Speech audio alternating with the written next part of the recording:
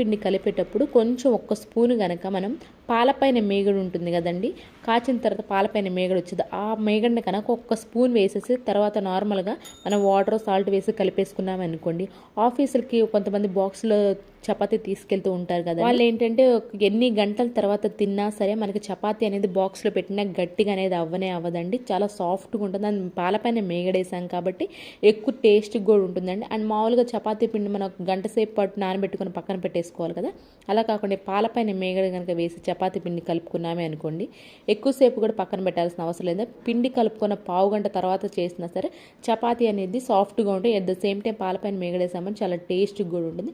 ఇటుపై ఎవరికైనా యూస్ఫుల్గా వస్తే ట్రై చేయండి. అని మీకు ఏది బాగా నచ్చింది అనేది కమెంట్ బాక్స్లో కమెంట్ చేయండి. నెక్స్ట్ టిప్ వచ్చేసి చపాతీ చేసుకునే రోలర్ కానివ్వండి లేదా ప్యాన్ కానివ్వండి రెగ్యులర్గా చేసుకుంటూ ఉంటాం కానీ దీనిపైన మనకు కొంచెం ఆయిల్ కానివ్వండి లేదంటే చపాతీ చేసుకునేటప్పుడు నూనె కానీ అప్లై చేస్తూ ఉంటాం కదండి, దీనివల్ల మనకి ఎంత నీట్గా క్లీన్ చేసినా కానివ్వండి ఆ రోలర్లో కూడా కొంచెం అయితే తడి ఉండటం వల్ల బొద్దింకలు అనేవి ఇలాగ డైరెక్ట్గా వదిలేసామే అనుకోండి బొద్దింకలు అనేవి ఎక్కువ వస్తూ ఉంటాయండి. అలా రాకుండా ఉండాలంటే ఇలా కవర్లో కనుక చుట్టేసి పెట్టేసామే అనుకోండి బొద్దింకలు అనేవి లేకున్నట్టు. ఇదే కాదండి, దోశ ప్యాన్ కూడా సేమ్ ఇలాగ కవర్లో అయితే పెట్టేసుకోవచ్చు.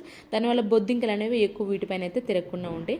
అండ్ ప్లీజ్ ఒక లైక్ అయితే ఇచ్చేసాను, మీ యొక్క లైక్ నాకు చాలా వాల్యుబుల్ అండి. ఇప్పటి వరకు చూసారు కదండి, మీకు ఒక్కటైనా నచ్చే ఉంటుంది.